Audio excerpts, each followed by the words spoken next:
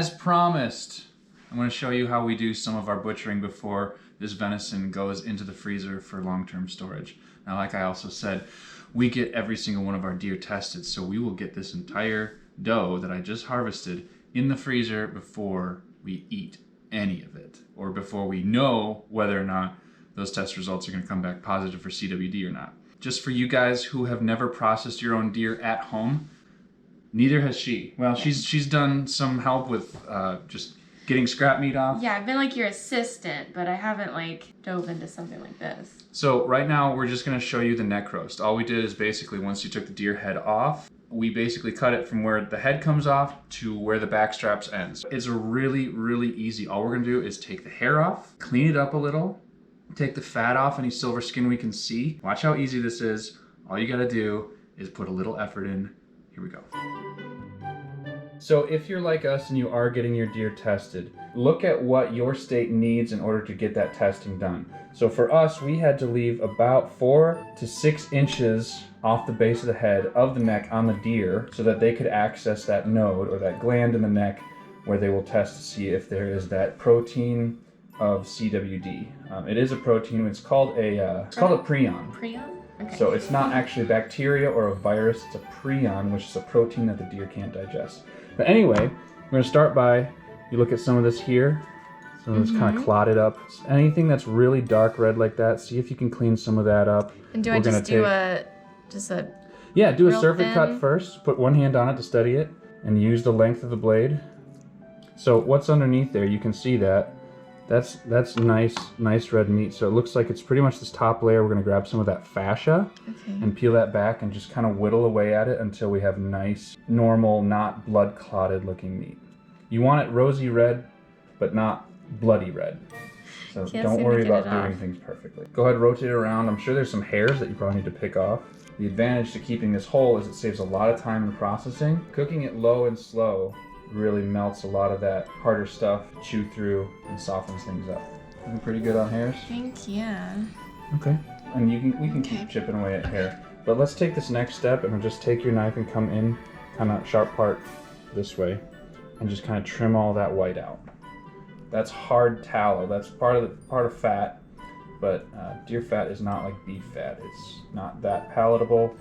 It's more waxy, and it doesn't really add any good flavor to your meat. Super tough. So now that you made that cut, I would turn the whole thing 180 and come at it the same way you just did and kind of make a V and take all that out.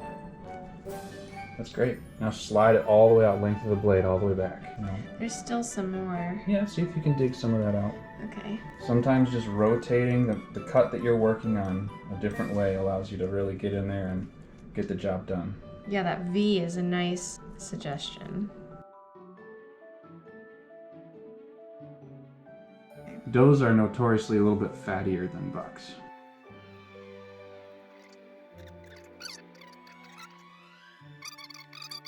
Clean this cut up right here. Why don't we just take all of that off and we'll add that to our grind pile. When it's a relatively flat piece of meat like that, you can use more of that blade. You can take this blade and instead of just using up here, you can actually come in here and just follow that and take pieces out like that. That's nice. Get a little start, get a tag end, follow it through.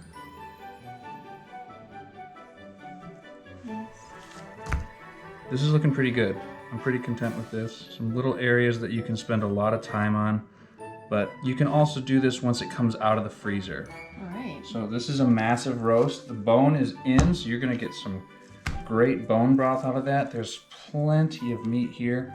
When you do take this off the deer, you do wanna make sure that you take out the larynx, the windpipe, and the trachea. So that looks pretty good. So let's go ahead and wrap that up. Clean up some of these fatty areas. Gotta love a sharp knife. So you see there's a lot of silver skin on here. We gotta get all that off. The idea is, the popular way to do this is to come down the middle, get 99% of the way through, and then stop right at the edge of that silver skin. Then turn your knife sideways, and just like you're flaying scales off of a fish, or skin off a fish, you ride it this way and get all that skin off. Doesn't always work out, doesn't always come off in one piece. I'm not the best at this, but I'm gonna show you what I'm doing. So let's start this way. I'm right-handed. And come down like this. Stop before I make it all the way through.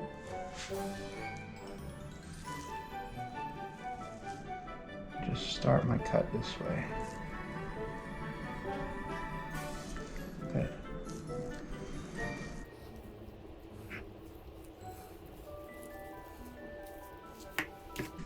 So not perfect. Got a little bit too much meat taken off there, but we will save it. And here's the other technique, which I think, since you have a better visual on it, can be a little bit more accurate, but whatever floats your boat. So I'm gonna leave the thickest part here and rope that up. That's one piece that I'll take out and you can turn into steaks, you can butterfly it, set that aside. I'm actually gonna take these pieces like this that are kind of too thin to do anything with, and I'm gonna go down in thirds and cube this. This will be a nice stew meat. So we'll set that aside. That's not like enough to put together in one packet, so what I'll do is when I get the other back strap out, I will trim that same section, add those two together, and that's enough meat for, you know, 2 portion sizes, 2 people. So let me show you doing it this way. Okay, back down into the meat a little bit. And it's okay to take a little meat off. You have to. Sharp knife, guys. Sharp knife.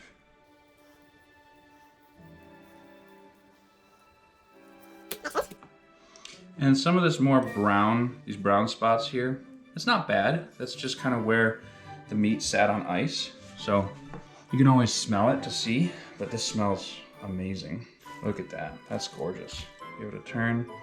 Some more silver skin here you can kind of clean up. Have your knife sharp, have your mouse go ahead and click that like button. And that's, see, there's a little silver skin in there, but I'm gonna keep that and add it to my grind pile. So lovely, that's one back strap. Cleaned up very nicely. I could portion it in 2, but I think I'm gonna leave it whole like that. Other things you can do with it is you can go ahead and go about 90% of the way through it like this, and come for the next portion, go all the way through, and you can turn that into a butterfly steak. If you don't wanna do butterfly steaks, you can go ahead and just medallion this out. They look like mini steaks, but good grief, they are good eating. Cook them in a skillet with some oil, keep it nice and moist. Anyway, it's beautiful meat, guys. Take care of it. Anyway, go ahead and hit that like or subscribe button. Thank you guys for watching. Have a wonderful week. Some things I like to have handy. Big cutting board for the main process, and then I have a secondary cutting board to put some of my cuts that I will wrap up. I also like to keep either a big bowl or a plastic bag handy for any of the small cuts that don't make it into like your big roasts. We'll just have a bag here to collect the smaller cuts to go through the grinder. I try to keep as many things whole as possible. You can always pull stuff out of the freezer and decide how to cut it up later. However, having some ground meat in the freezer is an extremely versatile meal. You can make it with just about anything. A lot of people think you have to add pork fat to ground venison to make it taste good, and my family has found that that is simply not the case. You can use it in just about any dish to replace ground turkey, ground chicken, ground beef. It all tastes just fine. Over here to my right, I have a 5-gallon bucket that you can put whole bones in. You can put silver skin, scraps, anything that's not going to be consumed that is left over from the deer.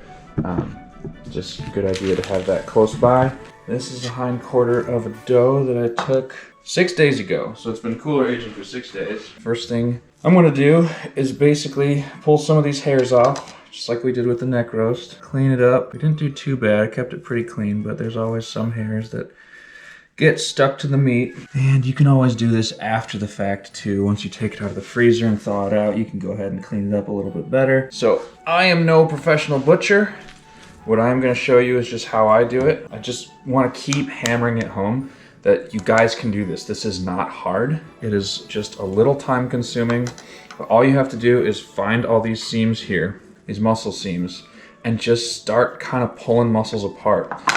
Sometimes you don't even need a knife. You can just start ripping away at it and you'll see that connective tissue just kind of melt away. So I'm gonna go ahead and get some of this fat out really quick.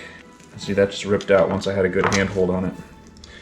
And then some of these areas I just kind of touch it with the knife. And you don't have to take all this off. You can do it later once you take it out of the freezer. Yeah, you can already see that connective tissue between the muscles. I'm already able to slide my finger through there and start pulling things apart. This is your food. No one's gonna judge your food. So as things just kind of come apart, move the meat to where it best helps you. Just keep pulling. Just keep flipping, keep moving it. Try and make it easy on yourself.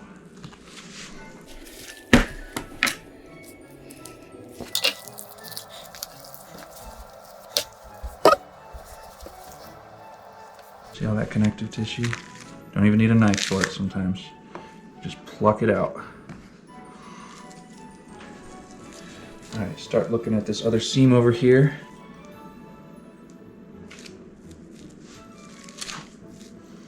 Use your knife to help you a little bit here and there if you need to. And look at there, found another seam. Got rid of some of that fat, and all of a sudden the next muscle group is coming apart here.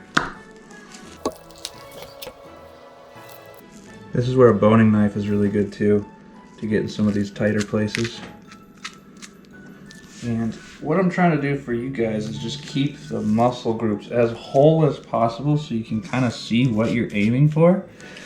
You don't have to be as ginger as I'm being, but I'd like to give you an adequate representation of what these whole muscles look like. So there's one of the roasts. I believe that's the top round. I get the top and the bottom round confused. So once I have that whole, there's some more cleaning up I can do to that, but this is where my second cutting board kind of comes into play. I have it right here, and I can set my hole cuts right there, so I still have enough room on my current work surface. But next, this is called the eye of round. It looks a lot like a tenderloin. It is a fun little cut, just able to kind of blunt force pull a lot of this apart. And this is actually a gland in here, or a node, if you will. You do want to cut that out. It is pretty hardened, and there's a lot of fat around it right now. So I'm gonna leave it for just a second until I get this eye of round a little bit further out.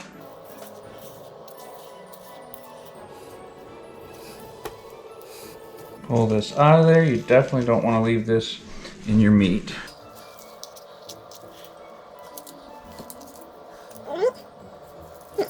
And I'm being extra picky with all this fascia here, but sometimes when you get a nice piece like this and you get a hold of it and you're starting to make progress with that fascia, it's kind of just like an opportunity to really go at it and clean up a lot of the meat, especially with these doughs. Knife's starting to get a little dull. And actually, what you see right here, that's bone. So what you can do is get right up against it and try and kind of ride around it. Figure out where it connects all the way up. Gently give yourself a place to hold on to, and then see if you can kind of tear it away. So now here I am on the other side of that muscle, feeling down to the bone. With a little help right up against the bone there. Joint.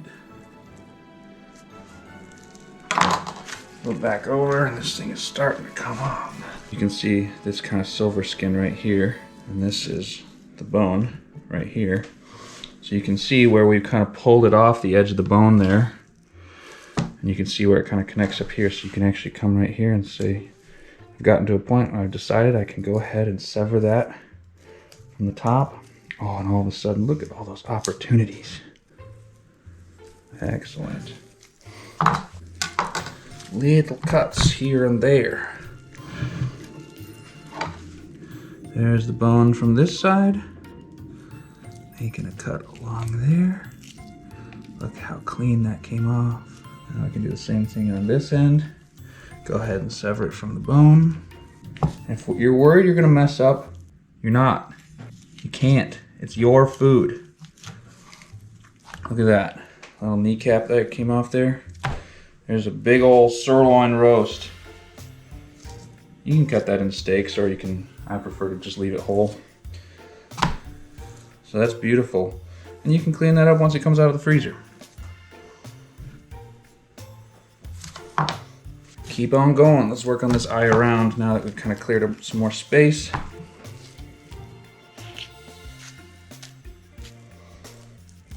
Once again, the hidden tenderloin, or the eye of round. There it is, beautiful piece of meat. Leave it whole, package it up, throw that on the grill. Maybe do 2 of them right next to each other. Oh, you could even wrap it with bacon.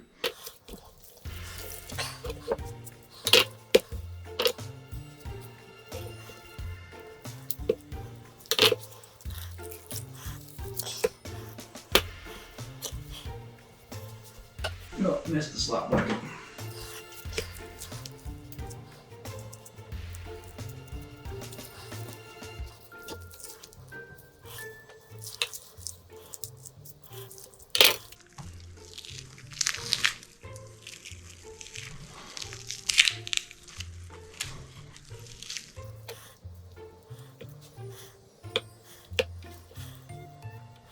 All right, this piece, it's kind of flanky.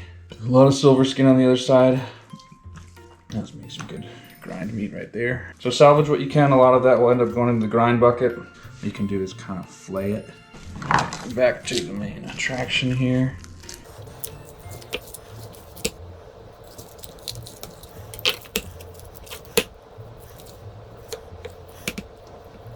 All right, nice.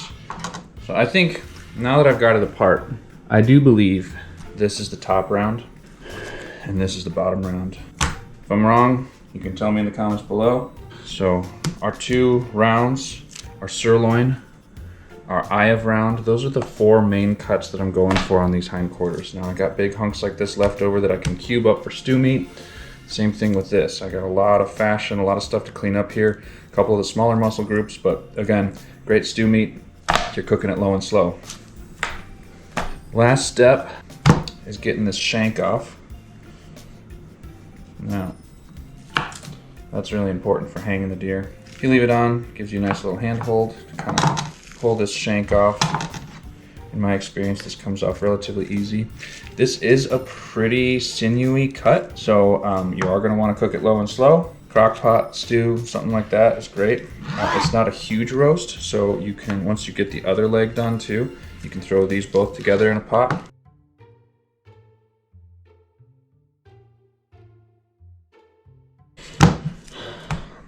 So there's a nice shank. Again, there's a lot of fascia still on it that you can clean up after you pull it out of the freezer. I think it'd probably be easier to clean up after it comes out of the freezer, but if you're worried about it, you can do it now. So there's your shank. And then you can take a reciprocating saw. I'm gonna get rid of this joint and then down here and just keep this section. You can get a reciprocating saw and cut straight through like that. And once you get about 2 legs worth of that, you can do venison osso buco. Leave the bone in. And I'm really excited to try that this year. So that's where I'm gonna leave you. Hope you learned something. There's still some pieces I can come in here and clean up. Again, I'm not a pro. And full disclaimer, I'm sure there's things that I did in this video that people are gonna complain about. Don't be afraid to get out there and work for this. It's a little time consuming, but it is not hard by any means. Do recommend aging the deer for a couple days or a full week or something like that. If it's not cold where you are, get a big cooler and fill it full of ice and throw the deer in there. Please hit that like and subscribe button. So that's pretty much it. I got my little work surface here cleaned up and ready for the next pieces that I'm gonna be working on. I am not gonna show you the front shoulder as of right now because it's a little bit shot up from this doe that I took last week. Our area right here, we have our freezer plastic wrap, just investing in a nice freeze tight wrap, and then a big old roll of Frieza paper. I don't have a dispenser for this, but it's cheaper to buy it like this. You just have some scissors, you cut it up. Anyway, you will see in the footage I'm about to show you. But essentially, this is kind of our work surface for packaging it and getting it into the freezer. If you have any questions, leave them down in the comments.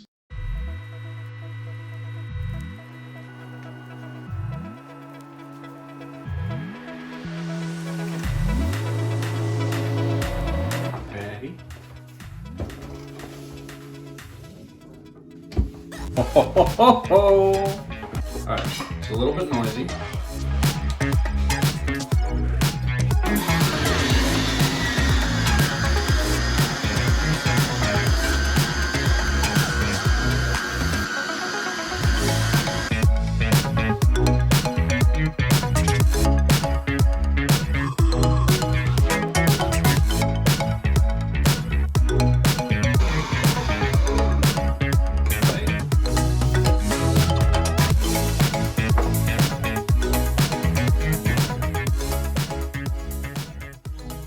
And we weigh out 8 ounces, or half a pound.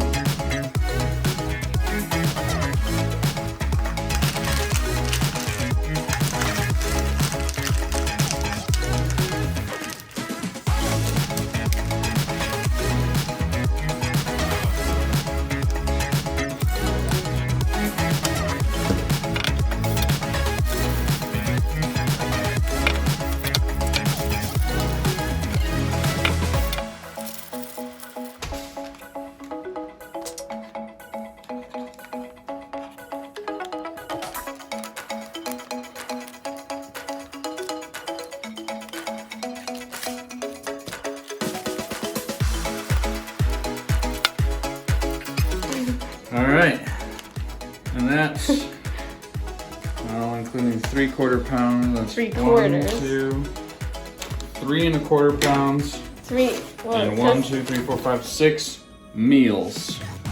And however long this video That was. one says 3, it's not 3/4. Well, that's because my 4 That's less than dragged. That's 4 right there. You happy now? Good save. You happy now? Good save. I have taken my deer to a processor before. The meat that you get back, it's good. They don't age it. Well, some do, but they'll typically cut it up like same day or next day. Your meat sits on a driveway or a garage floor or something for several hours warming up. They don't get to it in a timely manner. And I'm not bashing processors, but I will say I shot a very large doe last year and took it to a processor and got maybe 35 pounds of meat back. I shot a medium-sized doe this year, and I can almost guarantee you I will get 45 plus pounds from that deer. I should probably weigh some of these before I make these assumptions, but just visually looking at the box you get back from the processor and then the bags that go into your freezer, you definitely get a lot more meat when you do it yourself. Not to mention, you get to age it, so it tastes better. You get to take care of it. It never exchanged hands. It literally goes from the field to your dinner plate. No one else touched it. You know where it's been, you know what's happened to it. You take care of it the way you want to take care of it. It just tastes better at the end of the day. Do your own hard work, and the reward is so much better than just shooting a deer and dumping it off at somebody else's place. I'm not hating on guys who do it, but I encourage you to try this at least once in your life. If you decide you hate it, you can go back to sending it to the processor. All right, that's the end of my rant. Thank you so much for watching. Have a great week.